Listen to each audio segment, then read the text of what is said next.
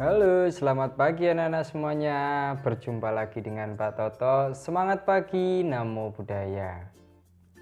Di video pembelajaran kali ini, Bapak akan menerangkan tentang muatan pelajaran ilmu pengetahuan sosial IPS, tema 6, cita-citaku, subtema 2 tentang pemanfaatan sumber daya alam untuk kelas 4 SD. Mari kita bahas materinya bersama-sama. Menjelaskan manfaat sumber daya alam bagi kehidupan. Setiap sumber daya alam sangat bermanfaat bagi kehidupan manusia. Manusia memanfaatkan sumber daya alam untuk memenuhi kebutuhan sandang, pangan, dan papan.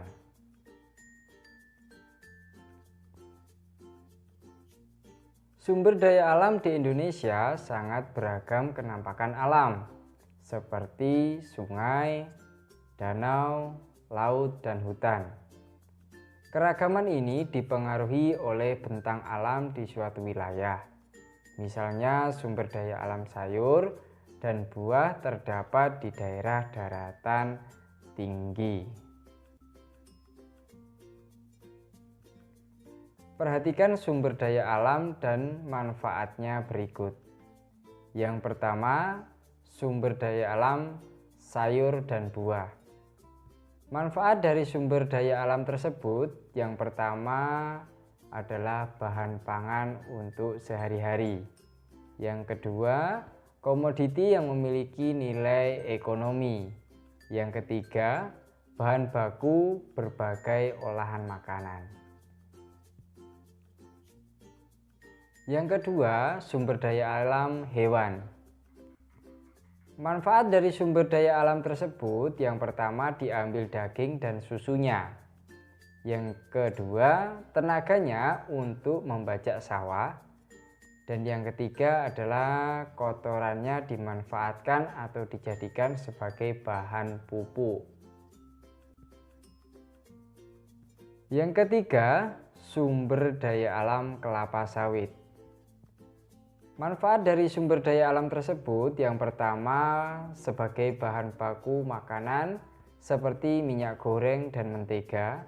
Yang kedua sebagai campuran bahan bakar biodiesel. Yang ketiga bahan pembuatan pomade.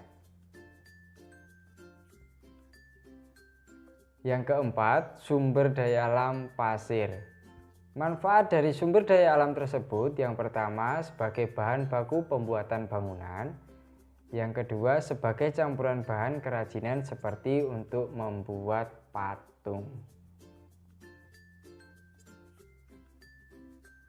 Yang kelima, sumber daya alam kayu. Manfaat dari sumber daya alam tersebut adalah sebagai bahan bangunan dan mebel. Yang biasa digunakan untuk mebel seperti meja, kursi, almari, dan lain sebagainya. Yang keenam, sumber daya alam bambu. Manfaat dari sumber daya alam tersebut yang pertama adalah sebagai bahan baku kerajinan tangan. Yang kedua, bahan baku untuk membuat alat musik angklung. Usaha pelestarian sumber daya alam. Berikut contoh sumber daya alam di sekitar kita yang harus kita lestarikan.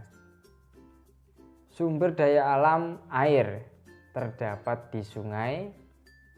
Manfaat dari air adalah sebagai pengairan atau irigasi. Nah, usaha untuk melestarikannya yang pertama, menggunakan air dengan hemat. Yang kedua, mengadakan reboisasi hutan. Yang ketiga, menjaga kesediaan air bersih. Yang keempat, menghindari pembuangan sampah dan bahan kimia di sungai. Yang kedua, sumber daya alam padi yang terdapat di sawah. Manfaatnya adalah sebagai bahan makanan. Nah, usaha untuk melestarikannya yang pertama yaitu membersihkan rumput atau tanaman lain yang mengganggu. Yang kedua, memberi pupuk. Yang ketiga, melakukan pengairan dengan baik. Yang keempat, menggunakan bibit unggul, dan yang kelima adalah memanen dengan tepat pada waktunya. Sumber daya alam selanjutnya yaitu sumber daya alam jati atau biasa disebut dengan kayu jati, terdapat di hutan. Manfaat dari sumber daya alam tersebut adalah sebagai bahan baku industri kayu atau mebel. Usaha untuk melestarikannya yang pertama menggunakan bibit unggul, yang kedua memberi jarak tanam pohon, yang ketiga melakukan reboisasi, yang keempat memupuk tanaman saat berusia 1 tahun. Sumber daya alam selanjutnya yaitu rotan. Rotan ini terdapat di hutan yang biasa dimanfaatkan sebagai kerajinan dan furniture. Usaha untuk melestarikannya yang pertama memberikan jarak tanam tanaman, yang kedua menanam pada awal musim hujan, yang ketiga memberi pupuk, yang keempat membersihkan tanaman yang mengganggu, dan yang kelima adalah menebang tanaman yang sudah tua. Sumber daya alam selanjutnya yaitu sumber daya alam ikan. Ikan ini biasa terdapat di sungai, danau, dan laut yang biasa dimanfaatkan sebagai bahan makanan. Nah, usaha untuk melestarikannya yang pertama menghindari pencemaran air agar ikan di sungai tidak punah. Yang kedua, menghindari menangkap ikan menggunakan pukat harimau dan bahan peledak, karena di sini kenapa tidak boleh? Karena dapat merusak ekosistem laut. Yang ketiga yaitu menangkap ikan yang sudah besar. Jadi kalau ikan-ikan kecil lebih baik kita rilis kembali dan kita lepas ke sungai agar menjadi besar. Yang keempat, tidak merusak laut, karena ini dapat mengakibatkan habitat ikan itu terganggu. Nah, mungkin itu saja materi yang bisa Bapak sampaikan pada tema 6 subtema 2 kali ini. Semoga anak Bapak di rumah dapat mengerti, dapat memahami tentang penjelasan Bapak yaitu pemanfaatan sumber daya alam. Terima kasih, semoga bermanfaat. Semangat pagi, Namo Buddhaya.